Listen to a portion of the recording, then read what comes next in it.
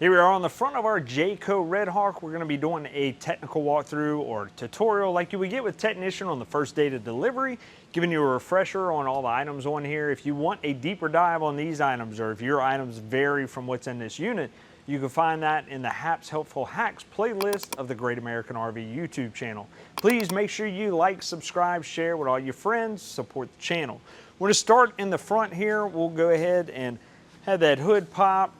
Here we can see we have our chassis battery right there, transmission oil, air filter, coolant fluid, all that stuff as you would normally see on any other vehicle on your unit. Driver's side, we have our side camera right here that will activate with our blinkers, and we'll see that on our monitor on the inside. We have our generator system right here that can be operated from the outside. We go ahead and open that up, pull that lid off, and we have our system right here with our gas prime. This is a gas generator. It'll pull off of your gas tank that you fill up for your engine. We hold down that gas prime button. That is going to prime our system and prepare it for starting. You'll hear that fuel pump kick on, and then we can go ahead and start that system right there. Now we do have some low oil, overload, output ready lights right here that will let us know when these are active. If there's an overload or output ready, would mean that that system is ready to go ahead and start generating power. Low oil, obviously we need to check our oil. Now speaking of oil, maintenance is all customer maintenance on here. When it comes to the hours on our unit, we need to refer to our owner's manual as far as when that maintenance needs to be done, and it is a customer's responsibility. We're going to have our AC breaker right here. If we overload our generator, it will trip right here on this system. It may not trip the breakers on the inside, so if you notice you have no power and the breakers on the inside are fine, you want to come check this one right here, hit that reset, and that'll reset that AC breaker right there. You want to make sure you turn off some of your appliances like your AC, stuff like that, because that may have been the cause for the overload. So you want to turn that stuff off before you come out here and reset that system so it doesn't overload it again. When we start our generator from the outside, we need to make sure we put that cover back on. Otherwise, whenever that cooling fan kicks on here, that air is not going to circulate properly in that generator, and the engine will overheat. Moving on, we have our second compartment right here. That second compartment is where our shore power cord is going to be hardwired in there, plugged in over there at the end. That is a 30 amp service. Want to make sure that our AC system is off before we plug this in. That way it doesn't cause any surges to that appliance. In here, we're also going to have a 110 outlet and our coax cable hookup for the campground. So if the campground has cable, hook our coax there and run it in. We'll go over a little bit more information on that on the inside. We have our first low point drain right here. The low point drain is going to be used for winterization and prepping our unit for the winter time. Next compartment is our empty storage compartment right there. Move down the line, our fill station for our fuel. And then we have our station right here with our hot, cold, our shower head right here, our water pump. Our water pump is going to pull from our onboard water storage. And then we're going to have our water fixtures right here and the different options as far as how we're using it. If it's city water or if we're pulling from the tank, stuff like that. Our city water connection and our black tank flush. So right now, let's go over the lever controls on here and how all that works and how our city water connection incorporates with that. All right, so we have our valve assembly right here. These two valves incorporate with these two valves right here. Now our city fixtures, that is meaning that we are hooked up to that outside city water connection we talked about. With a hose from the campsite, we turn that water hose on, we turn the city fixtures, and that's going to run water to all of our faucets and everything on the interior. Our city fill tank, same thing. We have the water hooked up to the city water connection. We're at our house. We want to fill that fresh tank. In order to do that, we're going to go to the 1 and 6 positions up top, and then we turn that water on, and that will begin to fill our tank. We can monitor how much water we have in that tank whenever we get to the inside. Now keep in mind, this does add more weight to your unit. If you don't need it, dump it. We don't want that water to become stagnant. It's also adding, like I said, more weight to our unit. So try to be conservative how much you put in there if you want to. It will make a difference, and we'll show you where that drain for that is here shortly. Our country fill sanitized tank, that is if we want to sanitize our fresh tank, we would go ahead and hook a water hose up to that city water connection, turn to the 1 and 4 position, kick on our water pump, and we put that other end of the water hose in a mixture of bleach and water. We can fill that tank and sanitize that system. Normal flow is going to be, if we want to use the water pump, which would be water from our fill tank that we did, we would go to 3 and 5, kick on the water pump, and that would pull from our fresh tank out to our fixtures to be able to have water if we don't have a city water connection. Last one is sanitize and winterize our lines. We showed you that low point drain outside. We would drain all the water out of our low point system. Same thing, hook a water hose up to our city water connection, run it to a bottle of RV antifreeze, turn it to the positions 2 and 4, kick our water pump on, and that will pull that RV antifreeze into our lines. Now we do have more information for winterization in our owner's manual, as well as a few videos on our HAPS Helpful Hacks. So we talked about our control center and everything right here. That black tank flush that's up there is going to be incorporated with our sewage system right here. So this is our outlet. We have our black and gray valves right here. That's going to be with our gray tank and our black tank.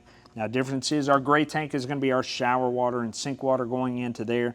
If we have our hose hooked up and we have a dump station there at the campsite, we can go ahead and leave that gray valve open all the time, let that water drain out so we don't have to come empty it every time it fills up. Our black tank, however, is going to be sewage.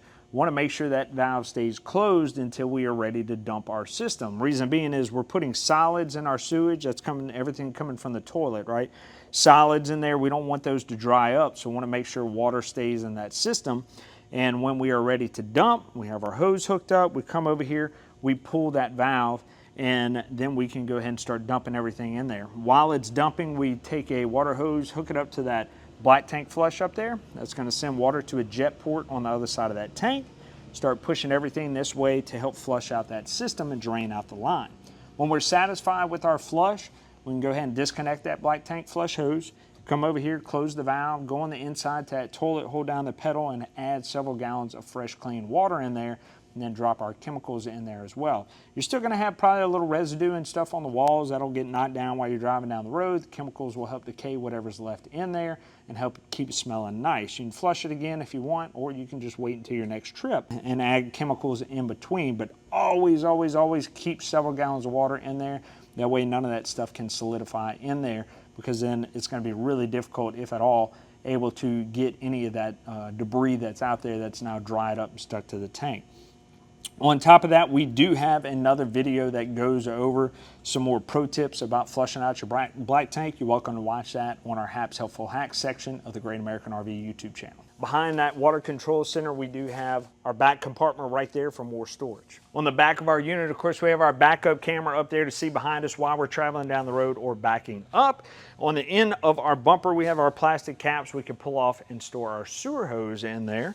And then down below, we have our receiver hitch, our 7-way plug to be able to tow a car or trailer behind us, whatever we need. We also have more access to our storage compartment right here through this door. And then we have our factory supply ladder right here. Now that's important because we need to gain access to our roof and check the sealant around all of our vents, our end caps, our side rails, all that stuff every 60 to 90 days. We also need to get up there and check after trips and make sure no low-lying tree limbs poked any holes in that rubber. We need to wash that rubber at least twice a year.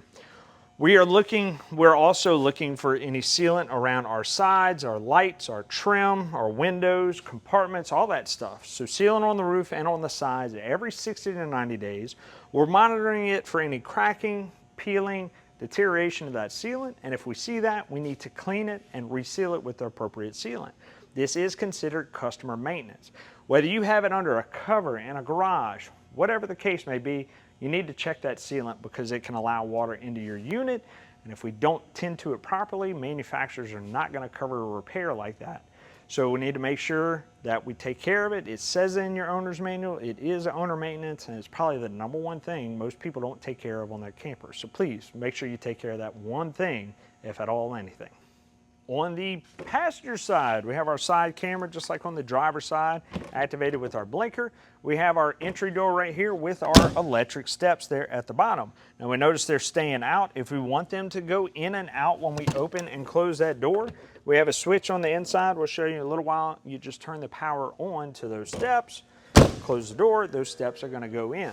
If you want them to stay out, just click them off, and now they're going to stay out when we open and close that door. Now there is also an override. When you turn the ignition on, those steps are automatically going to come in when that door is closed. That way it's safety procedure. You're traveling down the road, you don't rip those steps off. Let's take a look at our awning and give you some information on that. We can see we have our awning. Our awning is mainly a sunshade. We can leave it out for a little bit of rain. What we don't want to happen is for that rain or water, dew, whatever, AC condensation to compile in the middle of that awning and cause a belly. Maybe it would collapse. What we do is we grab this arm right here, we pull it down, and now our awning is tilted towards the rear. We can tilt it towards the front if we want. We just do the other arm instead of this one, but you only want to do one. That way that water can run off and drain off of this system. When we're ready to roll our awning in, just lift it up and it's good to go.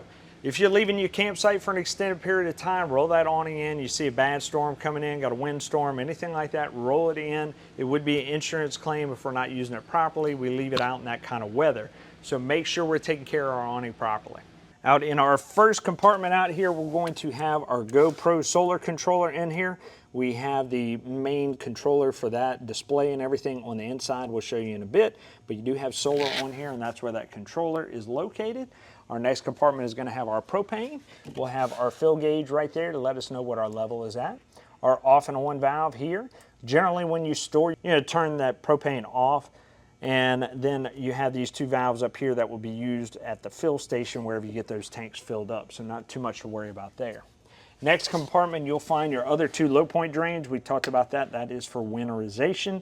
When we are prepping our unit for the winter time, want to get all the water out of there and put antifreeze in it. Now we do have more information on that in our owner's manual, as well as some videos on HAP's Helpful Hacks. Behind that, we'll see a 110 outlet and a coax port for an outdoor TV. You can go ahead and run that to your TV to get that park cable or antenna from our camper. Above that, we have our Dometic water heater right here. We'll go over information on that when we get to the controls on the inside. But you'll need 12 volts propane and 110 in order for that to operate. And then we have our furnace here. Same thing, we'll go over that when we get to the thermostat on the inside, but 12 volts and propane in order for that to operate. We have a compartment right here just for storage, and then we're going to have our access to our rear compartment once again. And then down here, we're going to see that quick connect for our propane. Now, if we want to get a grill with a male connection, we can go ahead and quick connect that in there. One thing to know is we do have that valve right there. It does need to be off for us to initiate that quick connect. In order for propane to flow, we'll have to go ahead and turn it on, and then to disconnect that line, turn it back off. Last thing, under our awning, we do have that vent right there. That vent is for our hood range vent over our stovetop on the inside to ventilate air out. We notice a couple tabs on there. We'll have to open those in order for that air to actually ventilate out. When you store your unit, you might want to close them off. That way no insects or rodents can build any nests in that vent. As we enter our unit, we're going to notice a latch on those steps. Open that up, and we can see we have our battery system. Now, this is going to be our batteries. They are wet batteries. Now, these are wet batteries. We do need to pull the caps off, maintain them, make sure the water level is at the proper height. We're also going to notice that we do have a little breaker in there. We can see it with the little blue button. That is right there. That is a resettable breaker. If it ever trips, you want to come in here and check it. That is going to be for our hydraulic system. Also going to have our battery disconnect in here, function by the switch that we'll go over here shortly. And these ones with the red caps right here, these are thermal resettable 12 volt fuses. They will reset on their own after they cool off. If they are overamped, they'll heat up and disconnect that 12 volt circuit. Just got to give it a little bit of time, it'll click, and that system will go back to working. As we walk into the left, we're going to have our awning in and out, 12 volt powered. Our awning lights for the exterior, which are also dimmable by the little slide switch there on the side. We're going to have our COLP detector, 12 volt powered. Green light indicates that the power is on it. It is hardwired into our 12 volt system. We're also going to notice the expiration date on that. We need to be aware of that when it comes around so we can change out that system. We do have an audible alarm on here that we need to test and make sure that system is working properly as far as the audible alarm goes, to notify you of any CO or LP that might be leaking in your system. Now, we're also going to have smoke detectors in our unit. Those are going to be powered by 9 volt batteries. We need to check the power and the audible alarm on those to make sure they're working properly as well. Back over to the left, we have our main power disconnect. This is for our 12 volt system. Those batteries down under the steps We showed you where that disconnect is. Whenever we click that, that's going to shut down all of your 12 volts for the interior of your unit. We want to do that when we store our unit unplugged. If we have our unit plugged in for storage or we're using it for recreation, whatever the case may be, we want to make sure that is on. That way our batteries are getting charged by our converter. Next is that power on off switch we talked about for our steps outside. That's where that is located. To the right of that, we have our Go Power system. Now this is going to give you a little bit of information as far as your voltage, your charging rate, and everything else coming in from the solar portion of things. This coordinates with that controller that is over in that first compartment on the passenger side. To the right of that, we're going to have our LCI leveling system. That is going to require ignition. We have a little bit of information on that. We'll go over that right now. All right, so we're going to go over our Lippert auto level system. On this unit, our ignition is required, so that means we have to have our engine on, emergency brake on, and we would just go to auto level. It would begin the auto level, and want to make sure we're not moving around in our unit whenever this is taking place. Otherwise, it will throw off the sensors whenever it is leveling, and your unit isn't going to turn out very level. Once it's complete, of course, it will notify us auto level is success. If it gives you any failures, it'll let you know that too. Now, if we go to our home screen, that is generally the first screen that's going to pop up when we're ready to retract our jacks. We just hit retract, everything's going to come down and automatically retract. We need to make sure this is complete before we hit the road. Right. We have a couple other features on here. If we hit our menu button up at the top, we have our manual mode. We can extend the front, extend the rear, and our sides if we want to manually level our unit. We can also use this after it auto levels. If we have some slight tweaking we need to do, maybe our bathroom door is just slowly closing up, we want to pitch our unit over to the side to keep it from doing that, we can certainly go in and adjust that manually. You do have an app that we can download. It will be via Bluetooth on our system. We'd go ahead and have that app downloaded, connect Bluetooth through our phone, and we could actually operate our jacks. Our calibration is based on which end of the vehicle we're facing. This screen is facing the front of the vehicle, so we would click that. We would then choose a level reference point. So our floor, our main floor area, we'd take 4-foot level, put it out there, and then on the next set of screens to operate the jacks to level that point front to rear and left to right. So it would bring us into our manual level. Basically, we're going to manually level our unit until we got that 4-foot level into that perfectly level position. Then we would hit confirm level, and that would confirm our new 0 point. We only want to do this if we find our auto level is not hitting the right spot. It can happen. Rarely is this system going to erase your 0 point leveling that's there. So this is only if you ever have to go in there, tweak it a little bit because it's off for whatever reason. Sometimes low voltage can cause issues with it, but generally if there's a problem, it's going to give you an error code on here and let you know. We're going to see attached to our frame under here, this is our LCI hydraulic pump system. This is to operate our leveling jacks on our unit, and it is a 12-volt operated pump. There are some override instructions for that, and you look forward to those videos on Hap's Helpful Hacks at some point. Make sure you like and subscribe so you don't miss it when it comes around. So it is a 12-volt operated jack system. It's only going to work with your ignition on, and of course your battery disconnect as well. We showed you where that pump system is. You can go diagnose through there. We will have some videos up that covers these types of systems. We're going to have one more switch for our countertops, and that is going to be for those interior lights. Got a couple more switches under here that will work our lights under our cabinet as well as our underglow under our cabinets right there.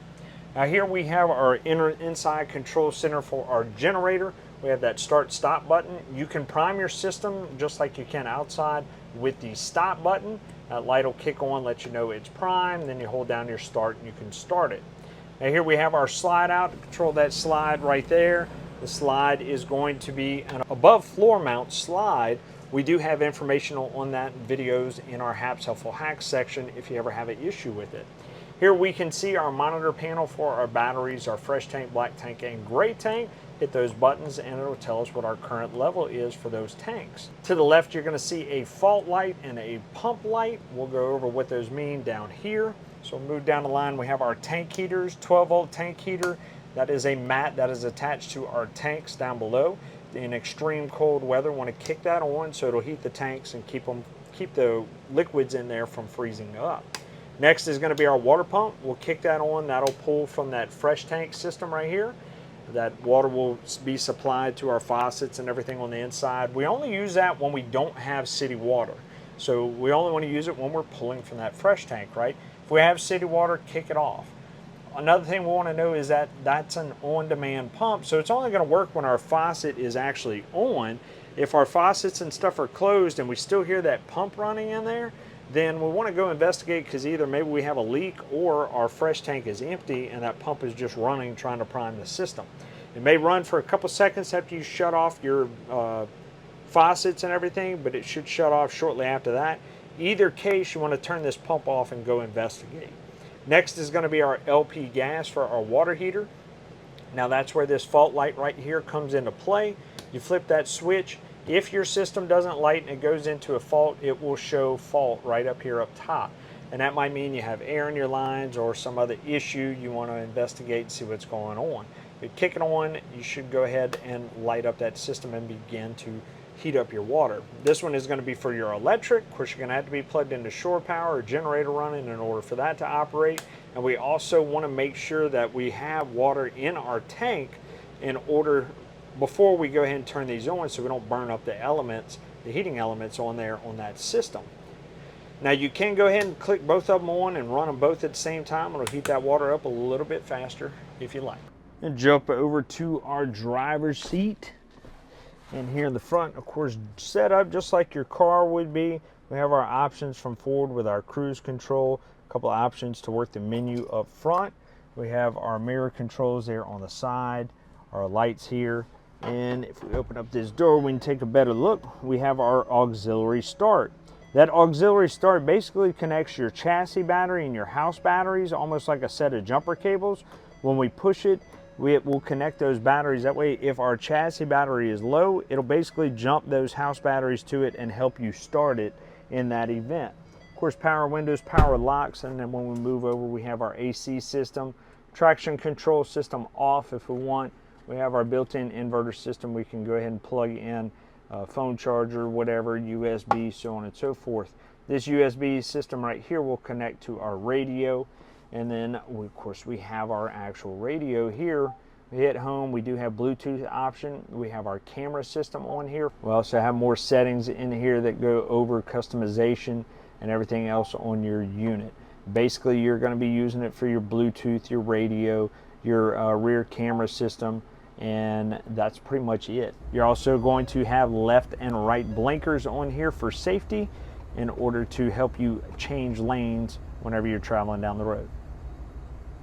Over our cabin area, we do have our bunk area right here. We could leave this cushion up for more headspace to get in and out. We can flip it down. That way we have bunk area, put our ladder right here to be able to access it. If we want to use this area for more storage, we do have that cargo net right here. Go ahead, put it up and fasten our seat belts up here in these locks right here. We'd have that cushion laid down and we can store more stuff in this area while we're traveling. Over to the left, we have our entertainment with a JBL soundbar system right there. Pull a little leash down there at the bottom and it disconnects from the wall. Now, behind here, we will notice we do have a little on-off switch for our antenna boost. So we'll notice that up here on the left, that little green light will turn off and on with that button. That is for our antenna boost. If we are searching for antenna channels, we want to make sure that light is on, and it will boost our antenna to pick up more channels in that area. If we have cable, part cable at the campground, we want to make sure that light's off so it doesn't scramble the channels coming in.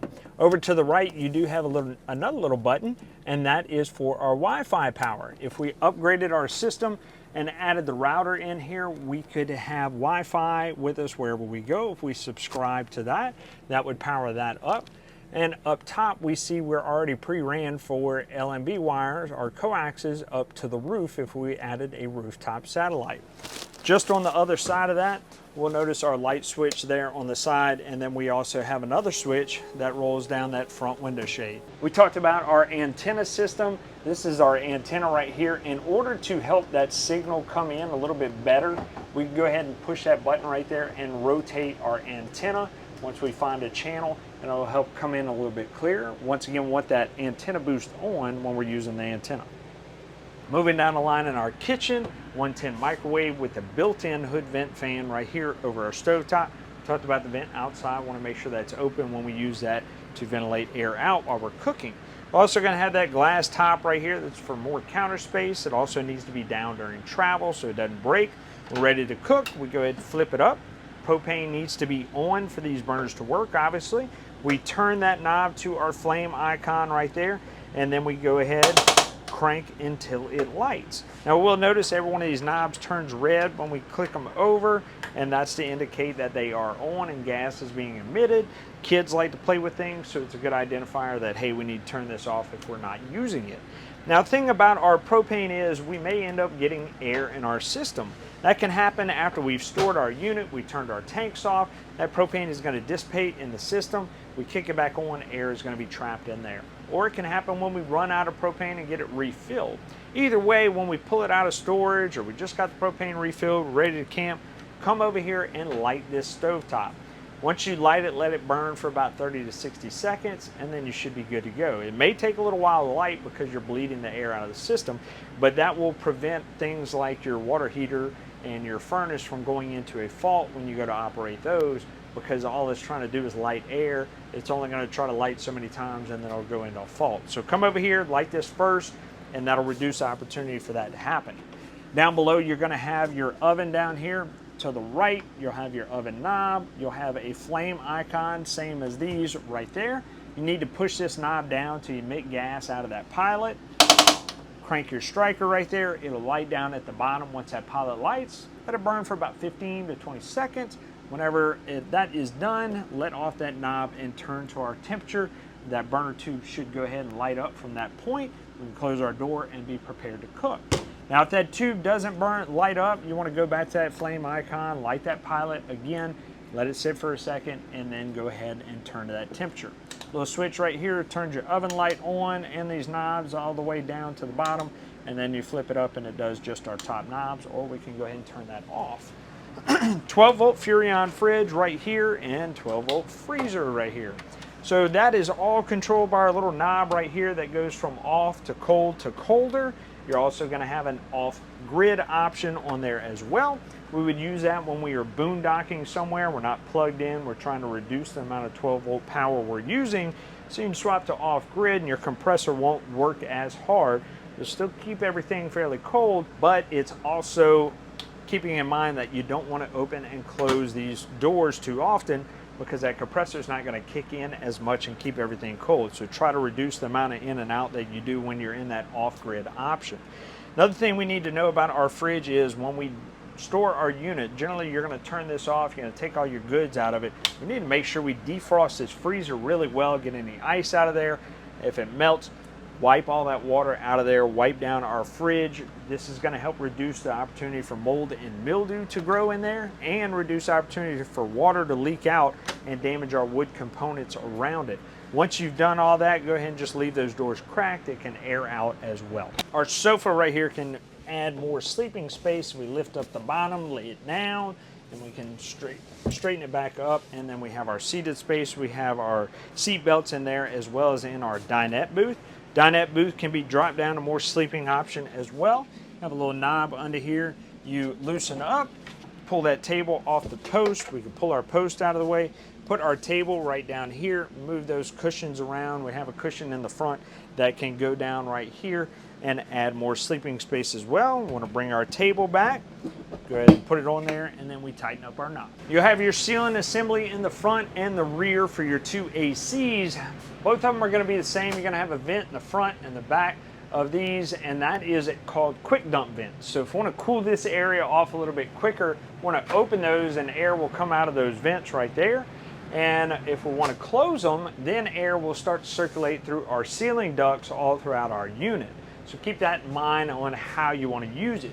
The other thing is we have filters on each side. We have these tabs, we pull them to us, and that system can come down. We can clean that filter so we can make sure we're not restricting air to that AC and it can run efficiently. Just to the left of our dinette booth, we have our power control system. Now this is a 30 amp service on this unit, but you have 2 ACs, microwave, electric water heater, all that stuff.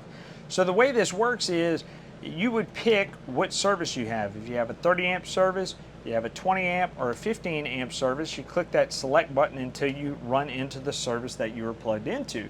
This lets the system know how much amperage is available and how much to push away when certain items are used. So let's say we have both our ACs running, we want to kick our water heater on and our microwave on. This system is going to decide what units get what power. So your microwave is going to run temporarily. It may shed your AC system to go ahead and throw amperage to your microwave and allow it to run without over amping your system, tripping breakers and all that stuff. So it's an automatic system. It's going to do it on its own. You can scroll through here and see which of these items are powered up and what is shed.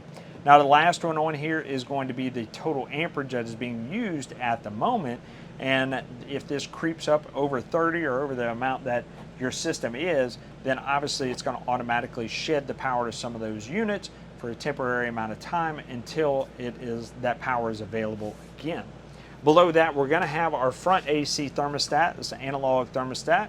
Your temperature controlled right here at the top. You're going to have your cool function, which is actually going to cool the air. Then you have your high, low, low, high, auto, and on for your fan. Auto is going to shut that fan off and on with the compressor to run for a little bit after that compressor kicks off, and then it will shut off, kick back on when that AC system is in demand. If we want that fan to run all the time, we just want it in the on position. Of course, low and high is your fan speed. If we want air to just move in our unit, not cool, we kick it over to the fan option right here, and then we would choose our low or high on the on section. Our next option is off, pretty self-explanatory. It's going to shut that AC off, and then of course we're going to have our heat option, and that is going to kick on our 12 volt, kick on our propane furnace. Now our propane furnace isn't going to blow air out of the ceiling. It's going to come out of our lower vents right there in our walls and our kitchen floor vents, stuff like that. It's not going to come out of that rooftop air. Shower, pretty simple. You're going to have your hot and cold, and then you'll have your adjustment right here for your shower head. Not much to go over with that. On the other half of your bathroom, of course, you have your toilet and your sink, and then you have a fan up top to go ahead and ventilate out. Now the bathroom swings open to give privacy for this mid-bathroom section, which generally you're going to use whenever you have the shower on. That's where that vent fan comes in, not only for the toilet, but for your shower. When you run your shower, you're going to generally have steam, heat, humidity, and stuff. It's a good idea to have that fan kicked on and ventilate that stuff out to reduce the opportunity for mold and mildew in your unit. Besides that, we're going to have our toilet in here. There's only 4 things we're putting in that toilet, right? As far as sewage is concerned, number 1 and number 2, liquids and solids. And then, of course, we're going to have our RV toilet paper, which is degradable. We don't want to put any Charmin stuff in there. It's not going to degrade properly. It's going to clog up your tanks. And then we also have our chemicals that we'll put in there as well. Now, the way our toilet works is we have that foot valve at the bottom. We push that down and it flushes down into our black tank. If we're talking number 1, just liquids, hit that pedal, send it down the drain. Number 2, solids. What we want to do is fill this bowl about half to 3/4 of the way with water, so we have enough water in there to push those solids all the way down into our black tank. Now we can accomplish that by barely pushing that pedal down right there to where our valve is still closed at the bottom of the toilet, and that water system will start filling that bowl up to the appropriate amount. Whenever you're ready, hit that flush, send it down the drain. Not too much to go over in our bedroom. We do have our thermostat for our rear AC over to our left here, and that is not going to have heat on it. Only your front thermostat has heat. That'll control that for the entire unit. This is just for the cool option for that rear AC, and of course your light switches for that in here. Ceiling assembly is going to be the same as the front. Of course, you're going to have a mount for your TV and that cable input right there. Now you're only going to have 1 antenna boost throughout the entire unit. That's going to work for all those coaxes, so keep that in mind. Last thing in our bedroom is going to be our breaker panel and our fuse panel. Our panel here is going to have all over our 110 breakers. We can see everything is labeled right there. and then all these breakers are here. This last one right here with that little white test button right there, that is our GFCI breaker. That is going to control all of those GFCI protected outlets in wet locations. So you may find where some of those outlets aren't working. We're going to want to come here, see if it's tripped. That can happen generally because those outlets got wet, or we have too many appliances plugged into them, like griddles, coffee makers, blow dryers, stuff like that. So if it trips right away after you reset it, you want to go check those options and see that maybe we don't have too much stuff plugged in, or maybe one of those outlets is wet, and then come try to reset it again. To the right of that, you have your 12-volt fuse panel for all those 12-volt components. Of course, you're going to have everything labeled on that lid right there. So we want to come here if any of those aren't working and see if any of the fuses are blown. Well, we hope you found that resourceful, but wait, there's more information on our Great American RV YouTube channel. This channel right here, find the playlist Hap's Helpful Hacks. We go over different products in this unit, and we'll take a deeper dive with more diagnostics, more information, as well as helpful tips when you're out camping. Tell your buddies, tell your friends, like, share, subscribe, do all those awesome things on YouTube, TikTok, wherever you found us, and keep watching here at Great American RV Superstores, where we bring the how-to you.